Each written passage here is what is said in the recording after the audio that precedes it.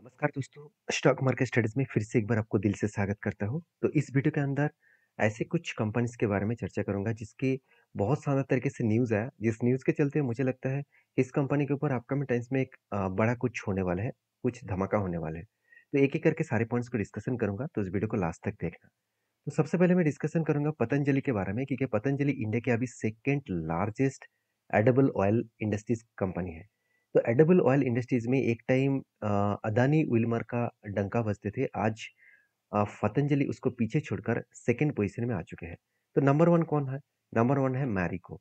तो मैरिको जो है, तो वो बेसिकली नंबर वन पोजीशन में है कि एक्चुअली मैरिको आप सभी जानते हैं, जो एक कोकोनट ऑयल बेचने वाला कंपनी है, उसके साथ साथ एडिबल ऑयल का भी बिजनेस के लिस्ट में ही उसका नाम दाखिल किया गया है।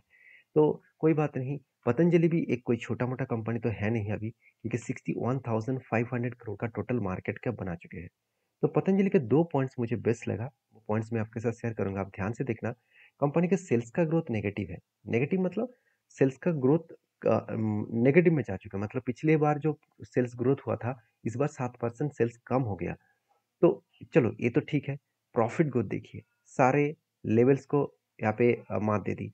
199 टोटल यहाँ पे परसेंटेज के आसपास कंपनी का ग्रोथ हुआ, मतलब दुगना से भी ज़्यादा कंपनी का ग्रोथ हुआ प्रॉफिट में। आप खुद ही यहाँ पे देख सकते हैं, पतंजलि का अगर चार्ट को देखिए, रेवेन्यूज का ग्रोथ देख लीजिए, किस तरीके से एक फ्लैट रेवेन्यूज हो रहा था, और इस बार वो कई गुना ज़्यादा बढ़ चुके हैं, मतलब दुगना से भी ज़्यादा बढ़ चुके हैं। तो प्रॉफिट ग्रोथ भी क्या बढ़ चुके हैं? हाँ बिल्कुल।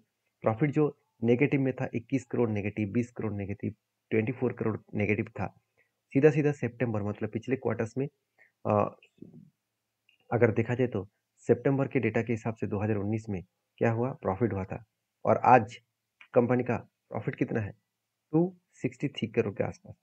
एक बेस्ट तरीके से प्रॉफिट यहाँ पे देखने को मिले।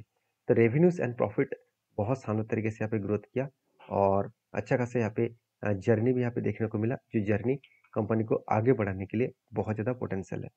तो सिचुएशन को समझिए, कंपनी जिस तरीके से यहाँ पे ग्रोथ कर रहा है, उस ग्रोथ के बेसिस में कंपनी बहुत शानदार मोमेंटम यहाँ पे दिखा सकते हैं।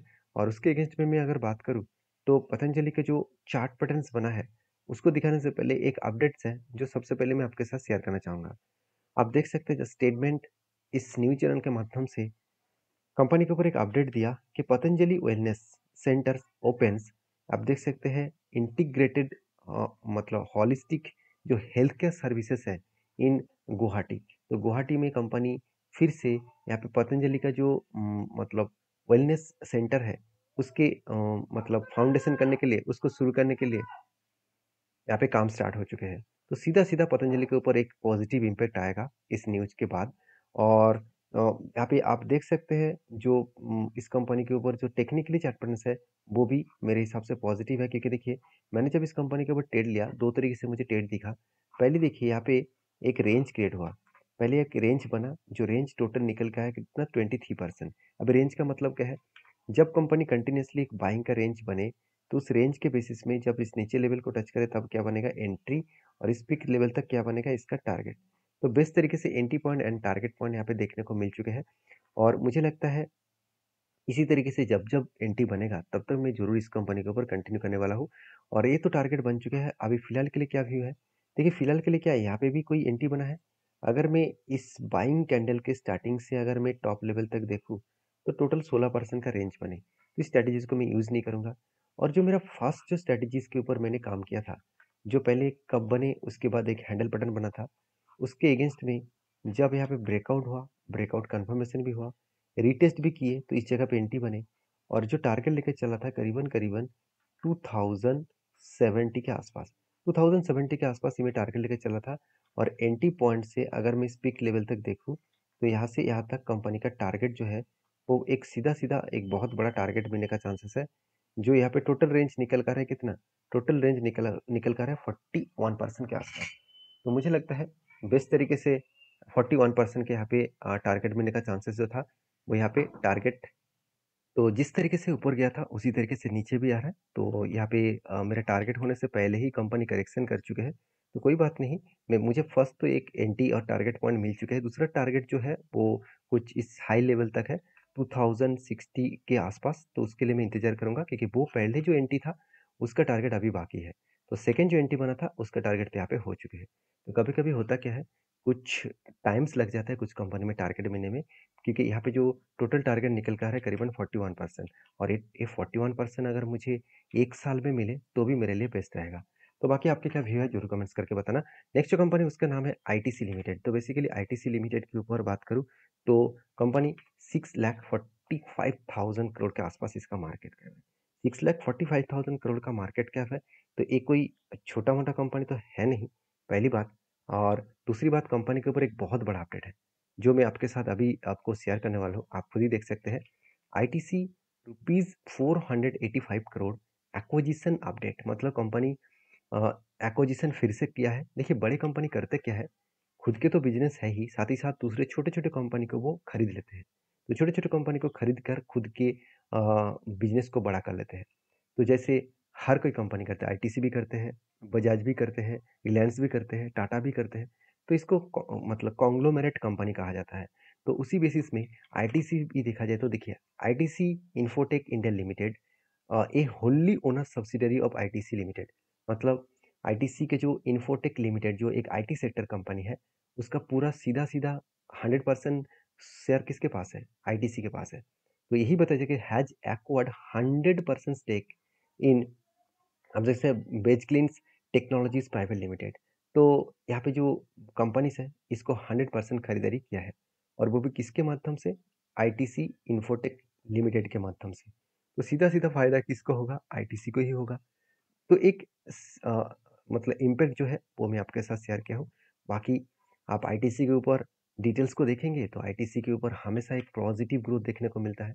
रेवेन्यूज का ग्रोथ एंड प्रॉफिट का ग्रोथ बहुत स्ट्रांगली यहाँ पे ग्रोथ हो रहा है। जहाँ पे रेवेन्यूज बहुत स्ट्रांगली ग्रोथ हो रहा है एंड प्रॉफिट भी बहुत स्ट्रांगली ग्रोथ हो रहा है। बाकी इस कंपनी के ऊपर जो टेक्निकली चार्ट पैटर्न्स है, अगर उसको देखा जाए, अगर टेक्निकली चार्ट पैटर्न्स का मतलब क्या है, अगर आईटीसी के टेक्निकली चार्ट पैटर्न्स के मतलब क्या है, कंपनीज के ऊपर जो पैटर्न्स क्रिएट हुआ है आप देख सकते हैं। कंपनीज के ऊपर एक बहुत पहले से ही एक मुझे पैटर्न्स मिला था, कुछ इस तरीके से कप विद हैंडल पैटर्न्स का। तो लंबा जानने के हिसाब से एक कप बने, उसके बाद एक हैंडल पैटर्न बने, और फाइनली यहाँ पे ब्रेकआउट भी हुआ, रिटेस्ट किया, और कंपनी धीरे धीरे करके ऊपर जाने का कोशिश कर रहा है। अगर यहाँ से ऊपर गया तो कौन सा लेवल तक जाने का चांसेस है? कुछ इस तरीके से पिक लेवल तक जाने का चांसेस है, जो लेवल निकल कर है करीबन 590 रुपीज़ के आसपास। और फाइनली वो स्ट्रांगली रेजिस्टेंस को ब्रेक कर चुके हैं 494 के आसपास लेवल को। अभी धीरे धीरे करके वो ऊपर जाकर इस टारगेट को अचीव करेगा। टारगेट भी कोई छोटा मोटा तो टारगेट है नहीं। एंट्री पॉइंट से अगर टारगेट लेवल तक देखो तो 63% के आसपास टारगेट मिलने का चांसेस है। और जब से एंट्री बना है तब से लेकर तब से लेकर करंट लेवल तक देखो तो ऑलमोस्ट 600 दिन हो चुके हैं। मतलब 2 साल हो चुके हैं। 2 साल में कितना? 40% का रिटर्न मिला। मतलब साल भर में अराउंड 200, अभी 2 साल हुआ नहीं, तो अराउंड भी देखा जाए तो 22% के एवरेजली रिटर्न कंपनी दे रहा है साल भर में। तो अगर 66% तक रिटर्न 2 साल में कंप्लीट होने के टाइम में ही दे दिया, तो कंपनी का टोटल रिटर्न मिलेगा 30% के एवरेजली। तो मुझे लगता है बेस्ट तरीके से यहाँ पे टारगेट मिलने का चांसेस था, वो यहाँ पे मिल चुके हैं। बाकी सॉरी, मिलने वाले हैं। तो बाकी आपके क्या राय है जरूर कमेंट्स करना। नेक्स्ट जो कंपनी उसका नाम है आईडीएफसी फर्स्ट बैंक। तो आईडीएफसी फर्स्ट बैंक इंडिया के एक पॉपुलर बैंक है। पॉपुलर बैंक इसलिए बोल रहा हूँ क्योंकि इस कंपनी का जो बिजनेस मॉडल है उसके अकॉर्डिंग कंपनी का मार्केट कैप 54,900 करोड़ के आसपास है।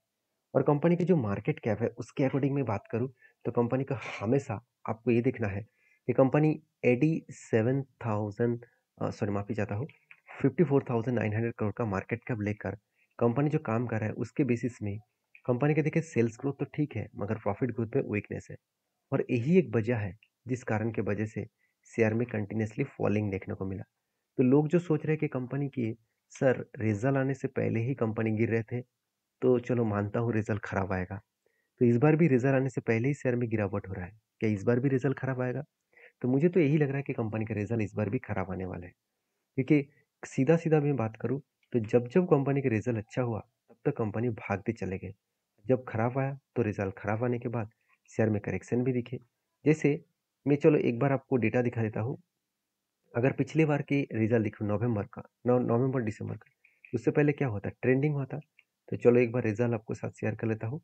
आप एक बार देखेंगे यहाँ पे कंपनीज के ऊपर देखिए पिछले साल में देखिए सेल्स स्ट्रांगली था। सेल्स यहाँ पे बढ़ता हुआ देखने को मिला था। इस बार भी सेल्स बढ़े, मगर प्रॉफिट देखिए, पिछले बार कितना स्ट्रांगली प्रॉफिट बढ़ रहा था। अभी धीरे-धीरे करके प्रॉफिट क्या हो गया? कम हो गया। तो कहने का मतलब है कि कंपनीज़ के ऊपर प्रॉफिट एंड सेल्स डिपेंड करता है कंपनी के ट्रेंडिंग के ऊपर। तो क्या कंपनी खराब हो गया?